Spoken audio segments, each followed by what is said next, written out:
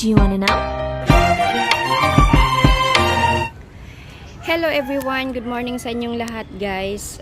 Mag-update na naman ako uli sa inyo dito sa aking mga orchids. Nung last video ko dito sa aking mga Dendrobium orchids, kung naalala ninyo, merong mga spike na hindi pa nag-o-open. So tulad ng sinabi ko na i-update ko kayo kung mag-open na yung mga spike na yon. So ito na nga guys, ipapakita ko sa inyo yung mga spike na nag-open na. So ito siya. Ayan. So marami din yung ano niya guys, marami din yung bulaklak niya or petals niya sa isang spike. Ayan, tapos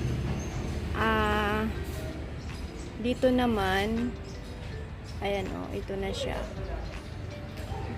Ayan, medyo marami pang hindi pa nag-open, pero at least meron ng 5 na nag-open.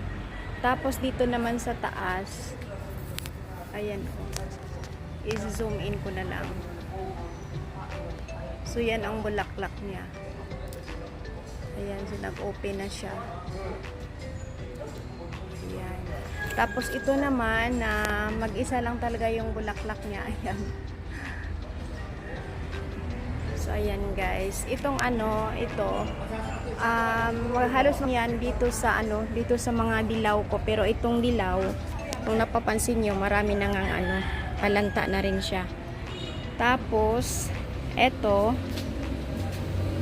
oo nga pala, ang dilaw meron palang umahabol na bagong spike na naman. Ayan Tapos dito naman sa eto namang si Royal Blue. Ayan. So ganito kadami yung niya guys, bulaklak niya pag namumulaklak itong variety na ito. So dito naman, ito yung mga spike na hindi pa nag-open nung pinakita ko nung last video ko. So ngayon, ayan na guys, nag-open na. Umaambon pa. Ayan. So ito yun. Malalaki din yung petals niya guys. Ayan. Maganda din siya. Tapos ito namang yung dalawang spike na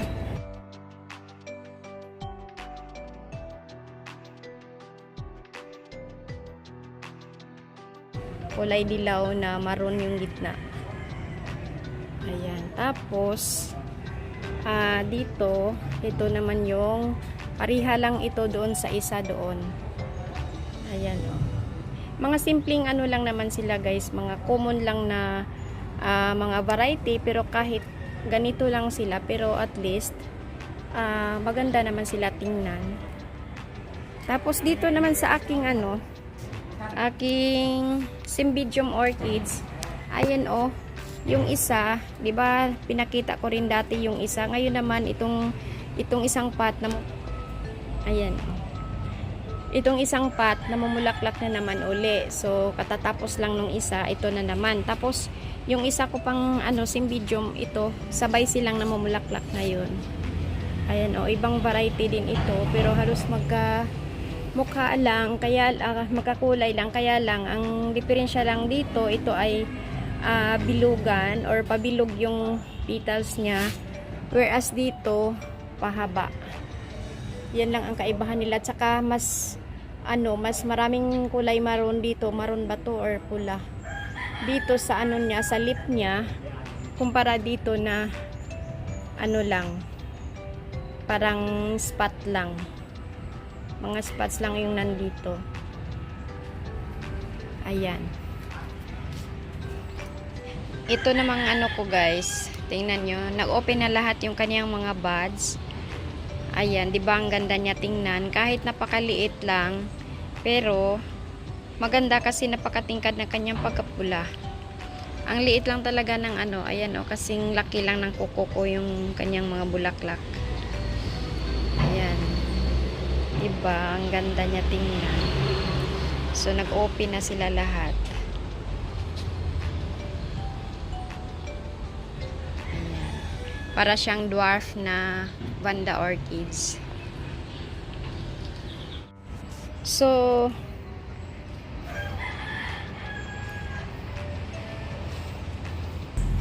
tapos, dito naman sa aking aking mga phalaenopsis, ito pa rin, andito pa rin yung namumulaklak dati, hindi pa rin siya nalalanta guys.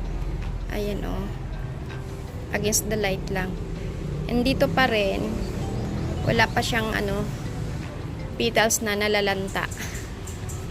Or wala pa siyang petals na nalanta. Kompleto pa rin. Ayan. So, ayan sila guys. Tapos, dito naman, kung napapansin ninyo, meron ako ditong tali na nilagay dito sa aking mga dendrobiums na malalaki yung or mahahaba yung spike. Kung bakit ko ito nilalagyan ng tali, kasi nga, 'di ba, kung napapansin niyo, mahaba masyado yung niya, yung spike niya. Kapag kasi mahahaba yung mga spike at marami yung yung buds niya, once na nag-open na yung buds, pag nag-open na yung buds, nabibigatan yung spike. So, ang mangyari, kadalasan ay nababali. Nangyari na kasi sa akin yan guys na masyadong mabigat yung lalo na pag umuulan, nabibigatan masyado yung spike, so nababali. Kaya ang ginagawa ko, para maiwasang mabali yung spike, nilalagyan ko ng tali. Ayan kasi may wire din naman dito sa namin, ibabaw. So nilagyan ko siya ng tali para maiwasang mabali. Kasi magbe-bend talaga yung spike niya pag masyadong mabigat. So pag hindi niya kaya nababali. Tulad nito na marami siyang petals, so nabibigatan. Ayan, kung napapansin niyo, 'di ba, nag-bend na siya. So pag hindi ko 'yan itatali, mababali. 'Yun ang nangyari dito sa isa kong isa kong dendrobium na masyadong malaki yung malaki yung spike niya, nababali. Tulad nito, ayan nagbe-bend siya. So kailangan ko siyang lagyan ng tali para hindi siya mabali. So, pag meron kayong mga dendrobium orchids na malalaki yung mga spike at maraming bulaklak, so para maiwasang mabali yung spike nila, kailangan nating lagyan ng tali. Kahit anong tali, basta maiwasan lang na mabali yung spike kasi sayang naman yung bulaklak. Ayan, so yun lang ang tips ko na maibigay ko ngayon guys. Sa inyong mga dendrobium orchids. So, lagyan natin ng tali para maiwasang mabali ang kanyang spike. Ayan. So, ito lang muna yung ko sa inyo guys. Ito lang muna yung ma-share ko sa inyo ngayon. Sana ay nagustuhan ninyo at nag-enjoy kayo dito sa aking video.